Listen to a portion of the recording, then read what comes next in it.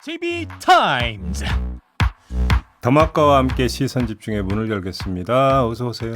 네, 안녕하세요. 더마카입니다. 어느덧 8월의 마지막 날인데요. 오늘도 삐딱선 정신에 입각해서 주요 뉴스 챙겨드리겠습니다. 8월이구나. 저는 아침 저녁으로 이제는 추워가지고 아, 9월인 줄 아셨어요? 한 10월쯤 된 줄 알았어요. 8월이구나 아직. 아니, 지금이 10월이면 2달 후면 한 살을 더 먹는다고요, 제이비. 또 그게 왜 그렇게 연결이 되나? 지금 날씨 얘기하고 있는데. 아, 뭐 언제나 청춘이시니까 날짜에는 의연하신 걸로 그렇게 제가 해석을 하겠습니다. 네. 솔향님, 사무실 조기 출근으로 매일 아침 시선 집중과 함께 하다가 코로나 확진으로 4일째 어허. 격리하며 유튜브로 만납니다. 어이고.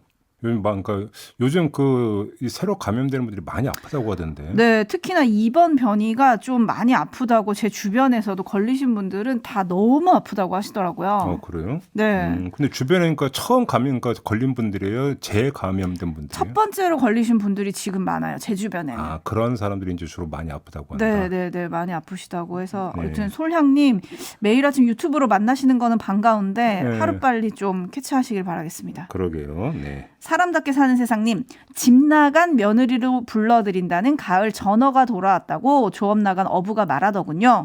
전어는 뭐니 해도 소금구이가 최고예요. 아, 그래요? 저 못 먹어봐서 좀 사주셨으면 좋겠고요. 에이. 사람답게 사는 세상님이 뒤에 덧붙인 말이 있는데 전어가 돌아오듯이 국민의힘에는 국민이 돌아가고 더불어민주당에는 민주주의가 돌아가는 날이 왔으면 좋겠다. 아, 예. 그런 날을 기대하며 시선 집중 해볼랍니다. 네. 라고 해주셨고요. 네.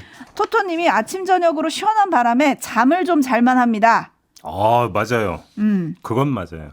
여기 제주도는 이제야 비가 시작됐는데 태풍이 온다니 걱정입니다. 오. 제발 잘 무사히 지나가길 바라겠습니다. 굳이 안 와도 되는데. 네, 그렇죠. 근데 가을 태풍은 또 늘 찾아와가지고 안 와도 되는 손님이. 급선회해도 되는데. 아, 그래도 되죠. 매우 강이라면서요. 네. 태풍이 너무 뚜렷하던데. 정말 그러니까요. 걱정입니다. 아직은 좀 약간 유동적인 부분이 남아있을 거라고 믿고 제발 방향을 틀기를 바라겠습니다. 네, 제 입에 바람이 맞기를 바라겠습니다. AS 타임 가시죠. 네, 법인카드 의혹 사건의 핵심 인물로 꼽히는 전 경기도청 별정직 직원이었던 배모 씨에 대한 구속영장이 기각됐습니다. 그렇습니다. 수원지법 김경록 영장 담당 판사는 현재까지 수집된 증거 자료들에 비추어 볼 때 피해자의 방어권을 보장할 필요성이 있다라면서 기각 사유를 설명을 했는데요. 제이비 포인트 좀 짚어주시죠. 일단 그 배 씨에게 적용된 혐의가 업무상 배임 혐의하고 공직선거법상 허위사실 공표 혐의였거든요. 네. 근데 허위사실 공표 혐의는 사실은 종속된 혐의라고 봐야 되겠죠. 왜 그러냐면 법과 유용한 사실이 없다라고 하는 그 발언이 허위사실이다가 되니까 그러면 법과 유용한 일이 있느냐 없느냐가 사실은 핵심 혐의가 되는 거고 그 여부에 따라서 허위 사실을 공표했느냐 안 했느냐는 종속돼서 이제 판단이 되는 거니까 핵심은 역시 업무상 배임 혐의 이거라고 봐야 되는 건데 이거에 대해서 지금 더마카가 전해주신 대로 현재까지 수집된 증거 자료들에 비춰 볼 때 방어권을 보장할 필요성이 있다. 그리고 구속의 필요성과 상당성이 충분히 소명됐다고 보기 어렵다. 이런 이유로 사전 구속영장 청구를 기각을 했거든요. 네. 이 이야기를 좀 한마디로 정리를 하면 뭔가 업무상 배임, 유용 혐의를 입증할 수 있는 증거 확보가 뭔가 부실하다. 이런 해석으로도 연결이 될 수 있는 거 아니겠습니까? 근데 다른 건 몰라도 배 씨의 혐의를 입증하는 데는 큰 어려움이 없을 거다라고 하는 것들이 법률가들의 일반적 진단이었고 전망이었거든요. 지금 이것과는 다른 지금 판단이 내려진 겁니다. 따라서 경찰 수사 내용을 저희가 지금 확인할 수 없는 상태이기 때문에 뭐라고 단정할 수는 없겠지만 일반적 예측과는 다르게 뭔가가 좀 부실한 구멍이 있는 게 아니냐라고 하는 이런 상식적 추론을 일단 해봐야 될 것 같은데 좀 더 자세한 내용은 오늘 마침 사법 논담이 있습니다. 어허. 유튜브 연장 방송에서 두 변호사를 모시고 진행을 하니까 이때 좀 자세히 질문을 해보도록 하겠습니다. 네, 유튜브 연장 방송은 저희 시선 집중 본방송이 끝나 8시 30분에 유튜브에서 이어지니까요. 많은 시청 바라겠고요. 네. 뉴스와 분석이 함께하는 제이비타임즈 오늘 주목할 뉴스들 챙겨드리겠습니다. 첫 번째 뉴스는 어제 있었던 국민의힘 의총 결과 다시 한번 정리해 드릴 텐데요. 먼저 오디오로 만나보시죠. 결론은 결국 지난 의총에서 결의를 했던 것처럼 당원의 비상 상황을 구체적으로 명시를 해서 다시 비대위를 꾸리는 것으로 결정이 됐습니다.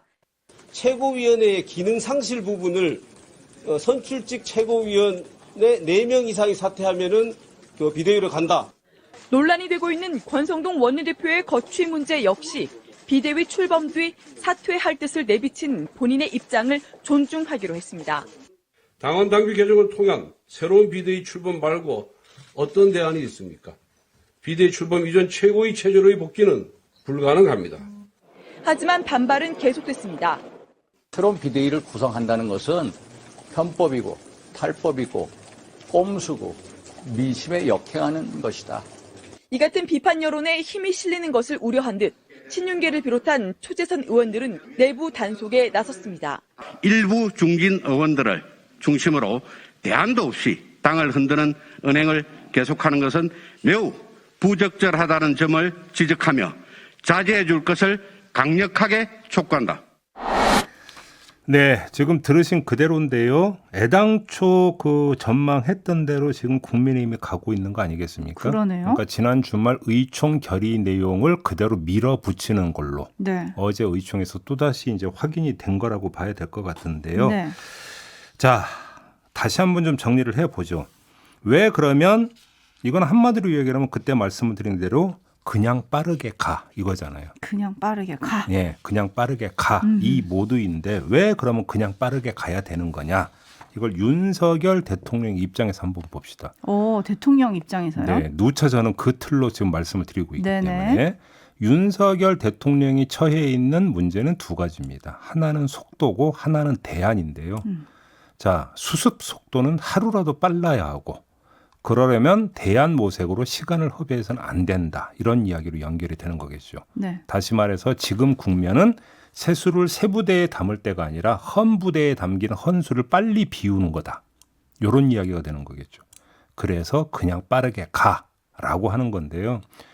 그러면 관심사는 다음에 두 단계로 이동을 하게 됩니다. 첫 번째, 그러면 당원 개정하고 새 비대위 띄우고 여기서 이제 또 하나의 조건이 따르겠죠. 새 비대위 띄웠는데 또 법원에서 가처분 받아들이면 그때는 진짜로 수렁 중에 뭐 엄청 늪에 수렁. 빠지는 거죠, 그럼. 그러니까 여기서 하나의 조건은 사법 리스트 그것도 정리가 됐다고 했을 때 네. 그때 그러면 이때의 과제는 뭐가 되느냐? 당연히 권성동 현 원내대표의 거취 문제가 될 거라는 겁니다. 어허. 근데 어제 나왔던 이야기를 모두 종합을 해보면 새 비대위를 띄우는 것까지 권성동 원내대표 체제로 가고 새 비대위를 띄우면 비대위원장이 이제 그 선임이 되지 않겠습니까? 네. 그러면 비대위원장한테 키를 넘기고 권성동 원내대표는 물러나는 것으로 일단 교통 정리가 이렇게 된 것 같습니다. 네네. 나오고 있는 모든 뉴스를 종합을 해보면 근데 물러난다라는 명시적 표현이 아니라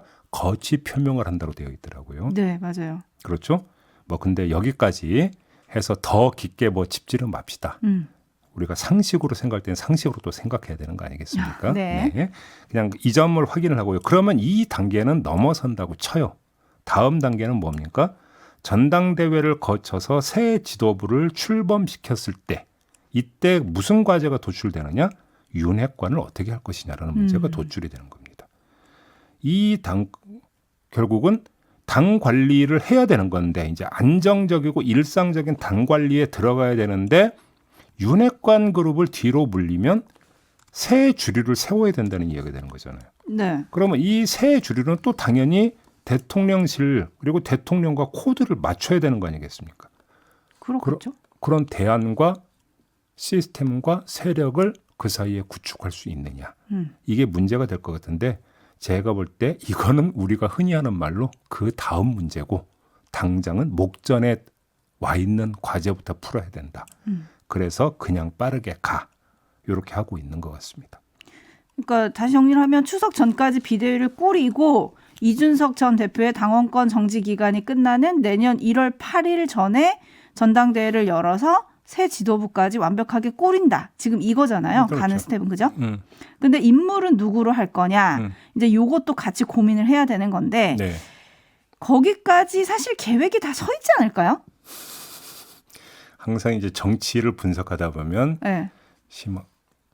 음모론에 빠지는 경우가 흔히 있거든요. 네네. 이 음모론이라고 하는 것은 모든 것이 계획적으로 진행된다라고 하는 걸 얘기하는 거잖아요. 그래서 계획을 짜고 실행하는 주체가 있고, 그래서 음모론에서 나타나는 특성은 그 계획을 짜고 실행하는 주체가 대단한 능력자. 보통 이렇게 설정이 되지 않습니까? 네. 글쎄 과연 그럴까요 싶은 생각이 좀 드는데 이건 음모론 일반에 대해서 지금 제가 드리고 있는 말씀이고요. 네. 다만 국민의힘의 2단계 과제 같은 경우는 지금 플랜을 짜고 있다고 당연히 봐야 되는 거죠. 왜? 이미 몸을 풀고 있는 분들이 계시지 않습니까? 그렇죠. 몸을 풀고 있는 분들이 계시기 때문에 개량을 해야 되지 않겠습니까? 대통령실 입장에서는. 아하. 그러니까 계획을 짜기 싫어도 짜야만 되는 상황이라고 봐야 되겠죠. 다만 완료했는지 요건 잘 모르겠습니다. 네, 이덕현 님이 방화범이 소방수 역할을 하겠다는 이상한 여당입니다라고 간전평 남겨주셨고요. 4701 님은 대단한 맷집 권성동 원내대표는 무적의 방패인가요? 라고 또 물음표 주셨고 3186 님은 비상이 아닌데 억지로 비상 상황을 굳이 만드는 거 아닙니까? 라는 얘기를 지금 보내주고 계신데 한편 오늘 아침에 조금 주목되는 뉴스가 하나 있었습니다. 네. 정미경 전 최고위원이 이름하여 준성맘이라고 한때 불리셨던 분인데 네. 이달 초에 이준석 전 대표와 제주도에서 6시간 넘게 독대하면서 당을 위해 대표직을 사퇴하고 비대위 효력정지 가처분 신청을 하지 말아라 설득을 했는데 그때 이준석 전 대표가 가처분이 인용되면 대표직을 사퇴하겠다라고 말했다. 라고 이제와 밝혔습니다. 이게 이제 이달 초에 있었던 일이라는 거잖아요. 네. 뭐 근데 뭐 그런 대화를 했으니까 뭐 정미경 전 최고가 이렇게 밝혔겠죠. 사실이겠지만 의미가 없다. 어허. 왜? 다 지나가 버린 일이 되어 버렸다. 아. 그럼 그러면 그 두 사람이 나눈 대화대로 지금 상황이 전개되고 있습니까? 아니잖아요. 가처분 신청 인용이 됐음에도 불구하고 이준석 대표가 사퇴를 선언했습니까? 오히려 가처분 신청을 또 냈잖아요. 그러니까 이때 제주도에서 했다는 이야기는 없던 일이 되어버렸다 사실상. 그렇기 때문에 전에 이런 일이 있었다라는 회고적 어떤 이야기는 될 수 있을지 모르겠지만 현재 상황을 규정하는 요인으로 작동하고 있지는 않다. 이렇게 정리를 해야 될 것 같습니다. 네, 정미경 전 최고위원은 이준석 대표가 이 말을 좀 지켰으면 좋겠다 이런 뜻으로 얘기한 게 아닌가 싶은데요. 아무튼 아니, 뭐 이미 안 지켰는데요. 뭐 사퇴 선언도 안 했고 오히려 2차 가처분 신청냈는데요. 뭐. 그렇죠. 네. 아무튼 여당 내 상황은 잠시 후에 3부에서 저희가 또 짚어보도록 하고요. 예. JB타임즈 다음 주목할 뉴스는 어떤 건가요?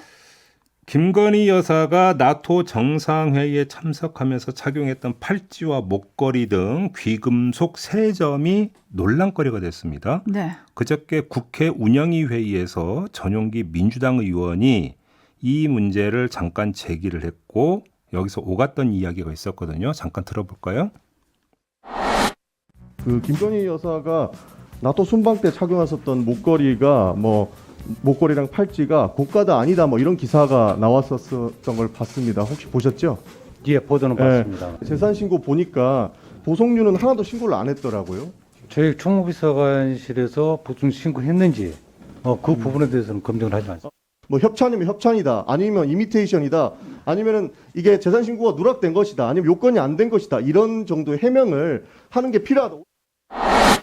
네, 이게 이제 그저께 국회 운영위 회의에서 오갔던 대화이고요. 그래서 어제 이제 추가로 나왔던 이야기, 약간의 이제 그 과정에서 혼선이 좀 있었던 것 같은데, 이건 생략을 하고 최종적으로 대통령실이 그 최종 공식 확인한 내용은 이겁니다.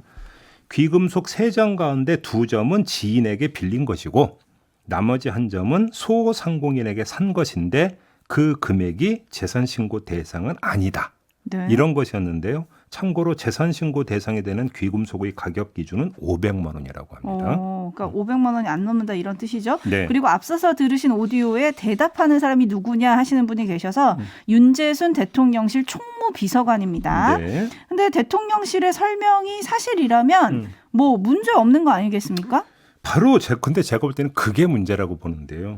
그래요? 언론도 그냥 뭐 대통령실 이런 설명을 받아서 그냥 보도하면서 중계 방송했더라고요. 네. 그냥 두 사람이 오간 이야기, 그다음에 대통령실 이렇게 해명했다더라. 여기서 끝나고 있던데, 아니 언론의 기능은 검증 기능 아닙니까? 네. 그래서 드리는 말씀인데요. 한번 이렇게 말해 봅시다. 대통령실의 설명을 어떻게 믿죠? 말로만 설명하지 말고 그럼 입증 자료를 내놔라. 언론은 오히려 이렇게 보도를 해야 되는 거 맞는 거 아닙니까? 아, 네. 샀으면 뭐 영수증 같은 걸 내놔라. 그러니까 소상공인의 산 거라고 한다면 영수증이 있을 테니까 그럼 영수증 제시하고 지인에게 빌린 게 맞다면 구체적으로 누구에게 언제 누구에게 어떤 조건으로 빌린 건지 그 입증 자료를 제시하라. 이렇게 해야 되는 거 아닌가요? 제가 왜 이런 말씀을 드리냐면 이유가 있는데 대통령실의 설명은 검증 대상이지 믿음 대상이 아니죠. 네. 재산 신고를 왜 합니까? 재산 신고를 하면 네 그런가 보고는 하고 넘어가는 게 아니라 언론이 재산 신고 내역 공개되면 그다음부터 검증 들어가잖아요. 그래서 이게 그 재산 축적 과정에서 문제가 있었는지 혹시 그 숨긴 건 있는지 이런 거 보도하니까 그 검증에서 보도하고 이런 거 많이 있잖아요. 네. 다시 말해서 재산 신고를 한다라고 하는 것은 검증 대상을 스스로 공개해서 검증 잣대에 올라간다는 의미가 되는 거예요.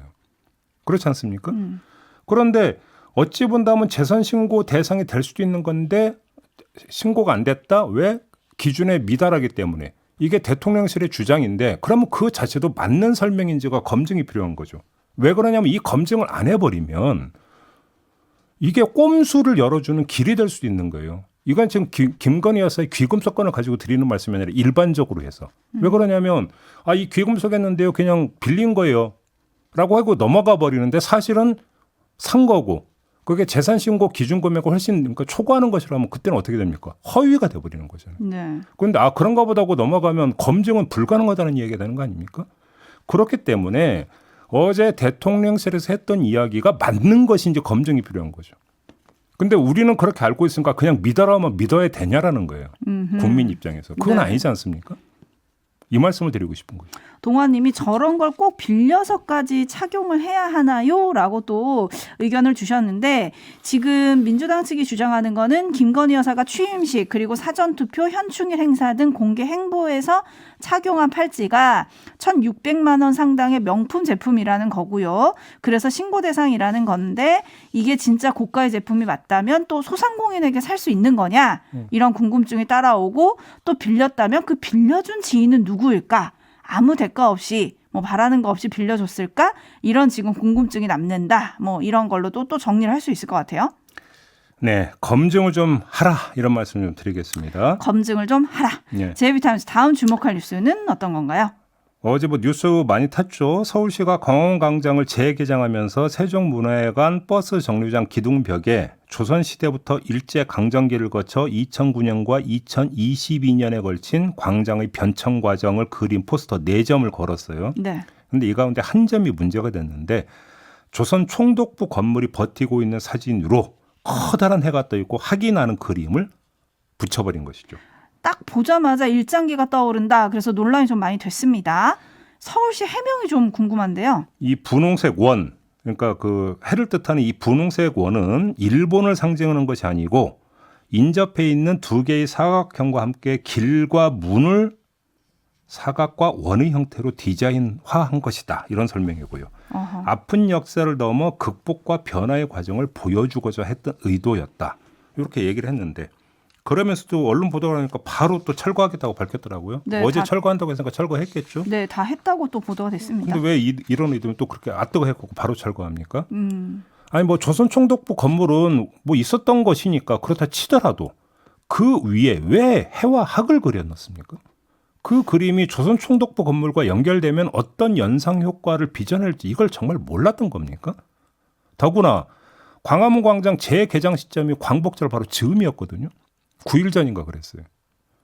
서울시 관계자가 이 말을 했더라고요. 이 포스터를 담담하게 채택했다. 이렇게 얘기했더라고요. 담담하게? 근데 제가 볼 때는 담담이 아니라 불감이었던 것 같습니다. 역사에도 그리고 시민 정서에도 불감증이 작동했으니까 저런 포스터를 버젓이 채택했지. 그게 아니면 도대체 어떻게 이해를 하겠어요, 이걸.